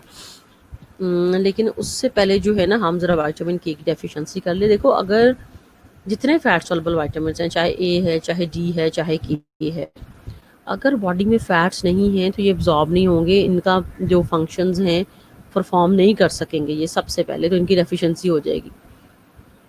अगर इसकी डेफिशिएंसी हो जाएगी तो फिर ब्लड क्लॉटिंग डिसऑर्डर्स हो जाएंगे, ठीक है, जो कि न्यू बॉर्न्स में काफ़ी ज़्यादा डेंजरस होते हैं। इसी वजह से न्यू बॉर्न्स को विटामिन के का वो इंजेक्शंस वगैरह भी लगाते हैं। तो क्योंकि अगर ब्लड क्लॉट ना हो और न्यू बॉर्न्स में कोई ब्लीडिंग वगैरह हो जाए, ठीक है, तो लाइफ थ्रेटनिंग भी हो सकता है वो, और इसकी वजह से कोई हेमरेजिक डिजीजेस भी हो सकती हैं न्यू बॉर्न में। तो vitamin K is one of the important vitamin because it helps in the blood clotting. इसके अलावा जो है ना, osteoporosis due to the failed carboxylation of osteocalcin and decrease activity of osteoblast, क्योंकि इसका मेटाबॉलिक रोल भी है, ये बोन मिनरलाइजेशन में एज अ को फैक्टर काम कर रहा है, ठीक है। देखो, अगर कोई भी बायोकेमिकल जो प्रोसेसेस हैं वो प्रोसीड नहीं कर सकेंगे अगर उनके एंजाइम्स और कोएंजाइम्स नहीं होंगे, तो basically it act as a cofactor of the bone mineralisation, ठीक है। बोन मिनरलाइजेशन का जो प्रोसेस है, जो ऑस्टियोब्लास्टिक एक्टिविटी है, उस एक्टिविटी का ये है को फैक्टर। अगर ये को फैक्टर की डेफिशिएंसी होगी तो फिर क्या होगा कि जो ऑस्टियोब्लास्टिक एक्टिविटी है, यानी कि जो बोन्स मिनरलाइजेशन की एक्टिविटी है, जो कैल्शियम डिपॉजिट होती है आपकी बोन्स में, उस एक्टिविटी को हम ऑस्टियोब्लास्टिक एक्टिविटी कहते हैं, ठीक है। तो उसकी डेफिशिएंसी की वजह से ऑस्टियोब्लास्टिक एक्टिविटी डिक्रीज हो जाएगी, यानी कि आपकी बोन्स मिनरलाइजेशन डिक्रीज हो जाएगी, सफ़र करेगी इसकी डेफिशिएंसी की वजह से। और अगर तो नॉर्मल सर्कमस्टांसेस हैं तो फिर इसकी कोई शॉर्टेज नहीं होती, ठीक है, क्योंकि डाइट में काफ़ी अबंडेंट होता है, ठीक है। तो डाइट से तो आप ले रहे हो, लेकिन अगर बॉडी में लिपिड्स नहीं है तो फिर एब्जॉर्ब नहीं होगा, तो फिर भी डेफिशिएंसी हो जाएगी, ठीक है। तो अगर ये बॉडी में एब्जॉर्ब नहीं हो रहा तो फिर भी डेफिशिएंसी हो जाएगी। अब कौन सी चीज़ खाओगे तो जी विटामिन के मिलेगा? जितनी ग्रीन लीफी वेजिटेबल्स हैं, they are basically good sources of vitamin K, ठीक है। All green leafy vegetables are good sources of vitamin K. इसके अलावा जितने सीरियल्स हैं, जो अनाज वगैरह है, गंदम है, बाजरा, जौ, चने, ये सब भी जो हैं they are good sources of vitamin K. तो डाइट में देखो, हम लोग रूटीन में ग्रीन लीफी वेजिटेबल्स वगैरह काफ़ी हम लोग यूज़ कर लेते हैं, वेजिटेबल ऑयल्स हम लोग यूज़ कर लेते हैं, तो इस वजह से हमें बहुत ही कम है कि इसकी जो है ना वो डेफिशिएंसी हो। लेकिन ये है कि अगर बॉडी में आपके जो बेसिकली एब्जॉर्प्शन नहीं हो रही अगर इसकी, तो फिर ये एक प्रॉब्लम हो सकता है कि इसकी डेफिशिएंसी हो। अगर लिपिड्स की डेफिशिएंसी है ऑलरेडी बॉडी में, ठीक है, तो ये एब्जॉर्ब नहीं होगा, क्योंकि इस विटामिन ने एब्जॉर्ब सिर्फ तभी होना है कि जब आपकी बॉडी में लिपिड्स हैं। अच्छा, जो आपके टेस्ट का स्केड्यूल है, I am going to share it with you on your page of biochemistry, जिसमें जो है ना, जो तुम लोग का स्केड्यूल है बेसिकली की टाइमिंग्स, जिसमें तुम लोगों को पता चल जाएंगे, ठीक है, कि क्या टाइम है, किस टाइम पे तुम लोगों का टेस्ट होना है। तो timings has been changed basically. पहले जो तुम लोगों का टेस्ट था बेसिकली वो था 2 से 3, और अब तुम लोगों का टेस्ट है बेसिकली 3 से 4। एब्जॉर्प्शन के लिए फैट्स का होना ज़रूरी है, वरना बॉडी में एब्जॉर्ब नहीं होगा। अगर कोई चीज़ तुम लोग खा लेते हो, अली हमज़ा ने क्वेश्चन किया है, बिल्कुल फैट सॉल्युबल जो विटामिन हैं उनके लिए फ़ैट्स का होना बिल्कुल ज़रूरी है, कि अगर तुम लोग वो खा लेते हो फैट सॉल्युबल विटामिन, तो वो एब्जॉर्ब नहीं होंगे फिर बॉडी में, ठीक है। तो बिल्कुल कोई तरीका नहीं है कि हम फैट सॉल्युबल को वाटर सॉल्युबल में चेंज कर सकें, ये नहीं हो सकते। ये है कि ये फंक्शन जब तुम लोग खा लो तो फंक्शन तो अपना परफॉर्म कर ले फैट सॉल्युबल विटामिन, लेकिन ये है कि फिर ये बॉडी में जो है ना तुम लोगों का एब्जॉर्ब नहीं होगा अगर fats, because they are water hating, ये वाटर को रिपेल करते हैं। और दूसरी चीज़ ये है कि ये बॉडी में स्टोर नहीं हो रहे ना, तो आप ये बॉडी में एक्यूमुलेट कर जाएंगे, ठीक है। फैट सॉल्युबल जो विटामिन हैं ये क्योंकि पानी नहीं है तो बॉडी में एब्जॉर्ब नहीं होते, ठीक है। यानी कि सॉल्युबल नहीं होंगे तो निकलेंगे नहीं बॉडी से। तो अगर हमने सिर्फ उतने ही लेने हैं जितने हमें ज़रूरत है, ये हम ज़्यादा नहीं ले सकते। फैट सॉल्युबल विटामिन हम कभी भी एक्सेस अमाउंट में नहीं ले सकते, क्योंकि अगर हम इसको एक्सेस अमाउंट में लेंगे तो ये बॉडी में इकट्ठे हो जाएंगे, एक्यूमुलेट कर जाएंगे, क्योंकि पानी में तो डिजॉल्व नहीं होते। अगर पानी में सॉल्युबल हो जाएं तो बॉडी से निकल जाएं, एक्सक्रीट आउट हो जाएं, तो इनका एक्सक्रीशन का प्रोसेस नहीं है basically. They will started accumulating in our body, ठीक है, बॉडी में एक्यूमुलेट कर जाएंगे, और जब ज़्यादा अमाउंट में हो जाएंगे तो टॉक्सिसिटी कॉज करेंगे, ठीक है, वॉमिटिंग, हेडेक, चक्कर, कन्वल्जन्स। तो इसकी वजह से इस तरह की डिजीज़ का कंडीशंस काफ़ी हो सकती हैं बेसिकली। तो जो फैट सॉल्युबल विटामिन हैं ये वाटर हीटिंग हैं और लिपिड लविंग है बेसिकली, ठीक है। तो इनकी एब्जॉर्प्शन के लिए yes fats are recommended, fats होंगे तो एब्जॉर्ब होंगे, ठीक है। और अगर एब्जॉर्प्शन नहीं होगी तो फिर फ़ायदा क्या लेने का आपको। तो इसकी एब्जॉर्प्शन भी डिपेंड कर रही है कि आप लिपिड डाइट कितनी लेते हो।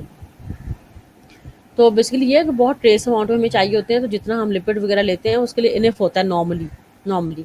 बस ये है कि हमें ये बहुत ज़्यादा नहीं लेने हैं। ऐसा नहीं है कि विटामिन ए के सप्लीमेंट आंखों के लिए बड़ा ज़रूरी है तो हम विटामिन ए की गोलियां खानी शुरू कर दें, दैट इज़ डेंजरस। कभी भी हमने इनके सिंगल सप्लीमेंट्स नहीं लेने, ठीक है, vitamin fat soluble vitamin K, until and unless you are recommended by any doctor, any physician. हमेशा जो है हमने, अगर तुम लोग मल्टी विटामिन यूज़ कर रहे हो तो उसमें इसकी बहुत ट्रेस अमाउंट्स, बहुत कम अमाउंट्स होती हैं। तो हमने सिंगल जो है ना कभी इनकी डोजेज़ नहीं लेनी, क्योंकि ये टॉक्सिसिटी कॉज करते हैं। और सबसे बेहतरीन सोर्स ये है कि हमें अपने डाइटरी सोर्सेज कंज्यूम करने हैं विटामिन ए के, डी के। जैसे गाजर में विटामिन ए है तो गाजर का जूस पी लो, के ग्रीन लीफी वेजिटेबल्स में है तो डाइट में ग्रीन लीफी वेजिटेबल्स ले लो। That is the basically best source. Never take the supplements at least at this age until and unless you are recommended by any doctor, ठीक है। अगर तो कोई डॉक्टर रिकमेंड कर रहा है फिर तो ठीक है, अदरवाइज जो है कोई भी ख़ास ज़रूरत नहीं है। तो जी जो नेक्स्ट हमारे विटामिन वो हम जो है ना वाटर सॉल्युबल वो इंशाल्लाह करेंगे नेक्स्ट टाइम, ठीक है। नेक्स्ट विटामिन जो हैं वो इंशाल्लाह हम करेंगे नेक्स्ट टाइम। आज के लिए जो हैं जी इतने विटामिन जो हैं वो काफ़ी हैं, विटामिन फैट सॉल्युबल विटामिन। अब जो है जी हम बात करते हैं थोड़ी सी टेस्ट की। आई होप कि शायद तुम लोगों ने कोई टेस्ट पहले शालामार लर्निंग पोर्टल पे दिया हो। क्या तुम लोगों ने पहले कोई टेस्ट वहाँ पे अटेम्प्ट किया है MCQ type Shalamar learning portal पे?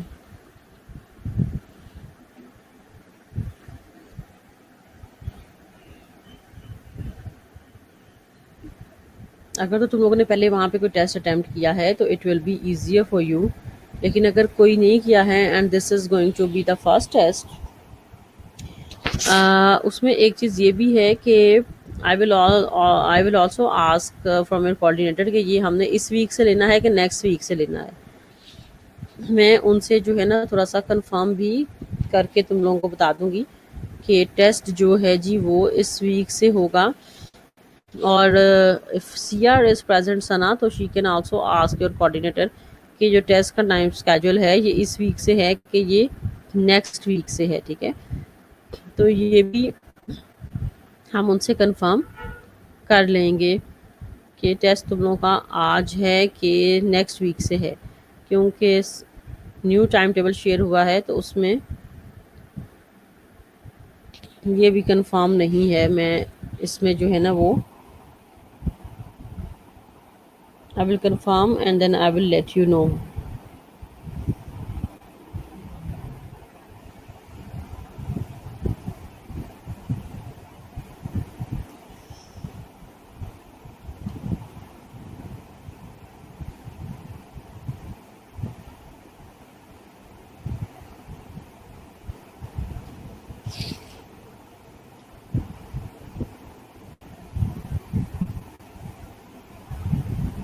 I will confirm from the advisor and from the coordinator regarding the test, क्योंकि स्केड्यूल जो शेयर हुआ है वो मंडे से इम्प्लीमेंट होना था। तो I will confirm and I will let you know. And the test timing is from 3 to 4 and this is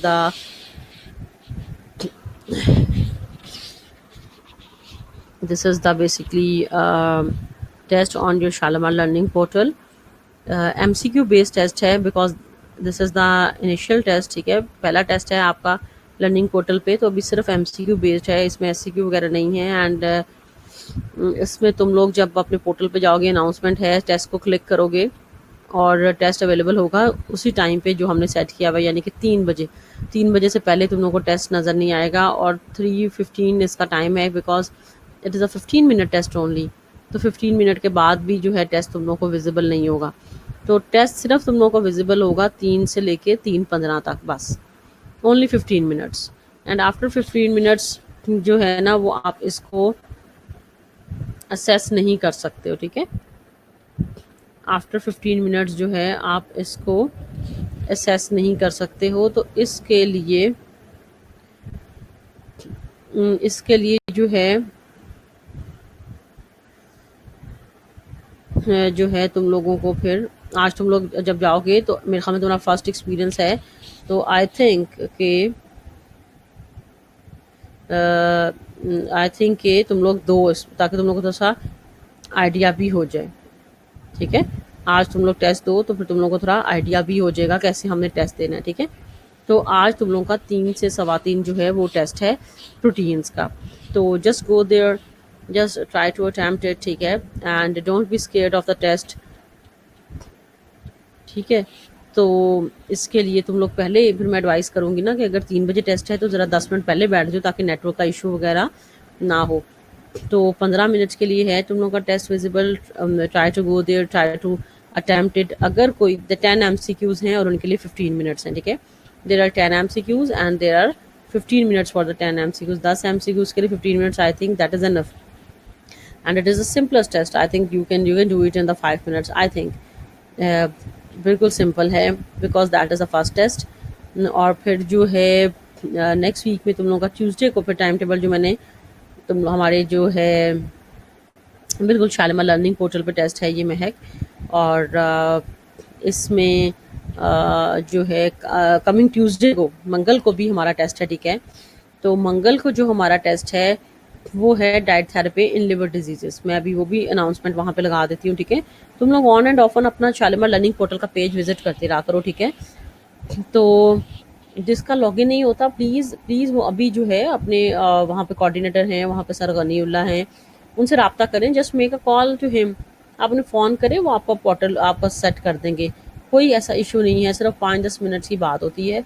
तो just call him, just call your coordinator, just call your advisers, तो वो आपको help out कर देंगे, ठीक है। तो login के लिए देखो ये मसला तुम लोगों ने खुद ही हल करना है। लॉगिन के लिए टेस्ट से पहले अभी टाइम है तो तुम लोग कर सकते हो उनसे रब्ता।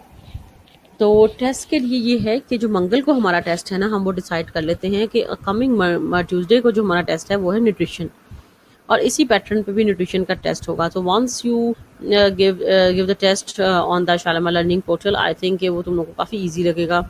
सिर्फ उसमें तो जैसे MCQs हैं तो तुम लोगों ने राइट ऑप्शन को क्लिक करना है, और जैसे ही तुम लोग टेस्ट कर लोगे उसके बाद तुम लोग को आंसर्स भी विजिबल हो जाएंगे उस पर, ठीक है। तो तुम लोग की ग्रेडिंग भी वो कंप्यूटर ही करेगा।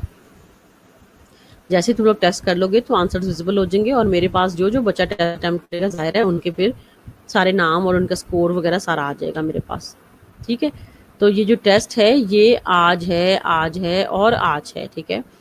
टेस्ट जो है that is today from 3 to 4, ठीक है, टुडे 3 PM, क्योंकि टेस्ट हमने बहुत छोटा सा रखा है, इस वजह से टाइम तो पूरे घंटे का है लेकिन हमने फिर टेस्ट का टाइम कम कर दिया है because there are only 10 MCQs, तो वो जो हैं उसके लिए 15 मिनट्स इज़ क्वाइट इनफ। तो नेक्स्ट हमारे जो, because that is the first test, that's why it is only MCQ based. From the next time it may be of half an hour, it may be of full 60 minute test, ठीक है, और 50 minute test.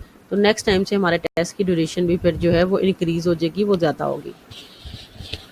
और किसी को test से related कोई questions करने हैं तो more welcome, you can ask, ठीक है। तो don't be scared, just go there. कोई इसमें ऐसा नहीं है, अपना अपना लॉगिन करोगे तो उसमें बायोकेमिस्ट्री में जाओगे तो उसमें तुम लोगों को टेस्ट विजिबल हो जाएगा, ठीक है। इसी तरह से मंगल को जो है वो न्यूट्रिशन का जो टेस्ट है वो विजिबल हो जाएगा, तो उसमें कोई ऐसा जितना इशू नहीं है, ठीक है। It is very easy. तो असल में पहले 2 बजे था, अब इसका टाइम चेंज हो गया है। अब जो है जी 3 बजे है, ठीक है। तो जिस तरह से देखो, एक्चुअली एडमिनिस्ट्रेशन जैसे टाइम चेंज कर रही है, इसी तरह से मैं चेंज कर रही हूँ, ठीक है। तो इस वजह से जो है ना, आपका टेस्ट का टाइम चेंज हो गया है। तो now it is from 3 to 3 PM। अब मैंने टाइम टेबल बायोकेमिस्ट्री वाले पेज पे भी तुम लोगों से शेयर किया है, उसमें भी तुम लोग टाइमिंग्स अगर कोई इशू है तो you can simply confirm.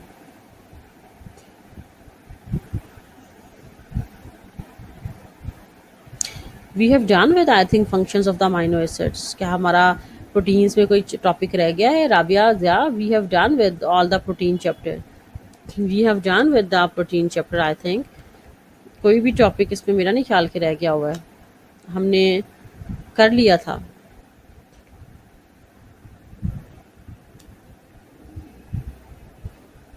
We have done with I think functions of amino acids. So जो है आप तुम लोग इसको रिव्यू भी हो जाएगा तुम लोग का प्रोटीन का टॉपिक, और फिर इसमें अगर कोई प्रॉब्लम होगी तो हम उसको दोबारा भी कर लेंगे इंशाल्लाह, ठीक है। तो आपका टेस्ट भी होगा, यस, और आपका लेक्चर भी होगा, ठीक है। क्योंकि साथ साथ आप, इसलिए आई एडवाइस यू कि जो है तुम लोग जो है ना वो साथ साथ रिवाइज करो। It is not the case कि तुम लोग घर बैठे हुए हो, कॉलेज भी नहीं आना पड़ रहा और फिर अपनी स्टडी भी नहीं अगर सही करो। तो ऐसा है कि अब हम टेस्ट सेशन इसलिए रख रहे हैं कि ताकि तुम लोग की कुछ लर्निंग भी हो। सिर्फ ये नहीं है कि तुम लोग सिर्फ सुना लेक्चर और बस जी टाटा बाय बाय। तो अब ये है कि साथ में टेस्ट भी होगा, टेस्ट की ग्रेडिंग भी होगी, ऑनलाइन होगी, ठीक है, और पता भी चलेगा कि तुम लोग कितना तैयारी कर रहे हो। तो इस वजह से जो है ना हमें बाकी सब्जेक्ट्स, डेफिनेटली बाकी सब्जेक्ट्स का भी होगा, लेकिन बायोकेम और न्यूट्रिशन के टेस्ट तो ऑलरेडी स्टार्ट हो गए हैं। I have shared the time table, schedule मैं तुम लोगों से शेयर कर लेती हूँ, ठीक है। अभी तो ये डन है कि प्रोटीन्स का टेस्ट है आज, ठीक है, और जो ट्यूसडे को जो diet therapy and liver disease का टेस्ट है, ठीक है। तो नेक्स्ट इसी तरह every Tuesday and every Thursday we have the test of biochemistry and applied nutrition, ठीक है। बायोकेमिस्ट्री और अप्लाइड न्यूट्रिशन का जो टेस्ट है वो है every Tuesday and every Thursday. तो I will share the slides of the vitamin lecture with you, but if you do it from the nutrition book, I think it will be more easier. So I will share the slides.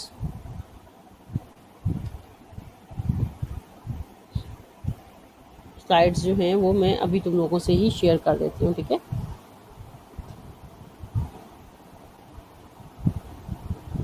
Ji, questions के answers के लिए जो है basically Lubna बतूल का जो question है उसका answer तो ये है कि लिपिड्स, ठीक है। लिपिड्स का टेस्ट जो है that is on the next Thursday, ठीक है। जिस तरह हम टॉपिक्स पढ़ते जाएंगे उसी तरह से हम इनके टेस्ट भी बेसिकली करते जाएंगे।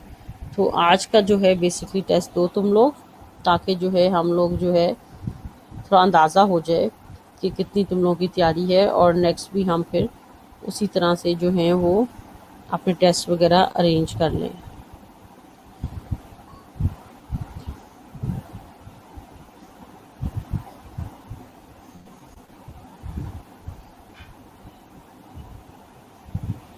If there are any other questions, then you are more than welcome. If there are any other questions, you are more than welcome. Yes, please give the today test, and then I will see if you are well prepared with the proteins. Then we will go for the lipid test, and maybe we will do the half chapter test. Maybe. So I will let you know. I will let you know. Give the today test, and then I will see that what will be the next plans.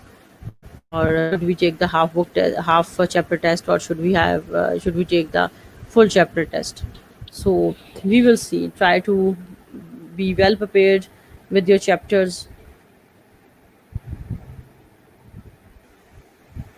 तैयारी अच्छी होनी चाहिए तुम लोगों की, because बहुत time तुम लोगों को दे दिया गया है, ठीक है। सो दैट्स वाई जो है हम लोग जो है वो अब तो तैयारी तुम लोगों की बहुत ज़्यादा अच्छी होनी चाहिए. So this was all about the vitamins lecture. If you have any concerns regarding the test, you can text me. ठीक है. So okay, fine. We will do the half chapter test. Okay, fine. We will do the half chapter test, and I will let you know half chapter test. We will do the half chapter test. I think before lipoproteins for the next time जो है वो before lipoproteins जो है we will take this Thursday, and then after lipoproteins we will take the next Thursday.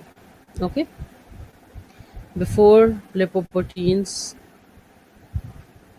Coming Thursday में जो होगा ना हमारा वो होगा. ठीक है. इसी तरह से हम लेकिन न्यूट्रिशन का तुम लोग पूरा दे सकते हो. आई थिंक जो लिवर डिजीज़ का चैप्टर है, बिकॉज न्यूट्रिशन का जो है वो तुम लोग दे सकते हो. लिवर डिजीज़ का जो चैप्टर है on that Tuesday. So on Tuesday we will have the liver diseases basically test on Tuesday. Applied nutrition, because हमने दोनों का टेस्ट देना है. ठीक है. अप्लाइड न्यूट्रिशन का भी और बेसिकली बायोकेमिस्ट्री का. तो वीक में वी हैव टू टेस्ट. ठीक है. In the week we have two test. One is of biochemistry and one is of nutrition. तो आज का जो हमारा टेस्ट है वो तो है proteins.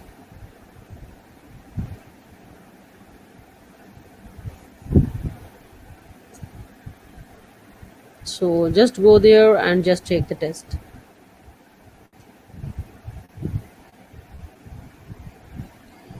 If you have any other questions, I think regarding test it has been cleared कि आज प्रोटीन्स का टेस्ट है और है. ठीक है.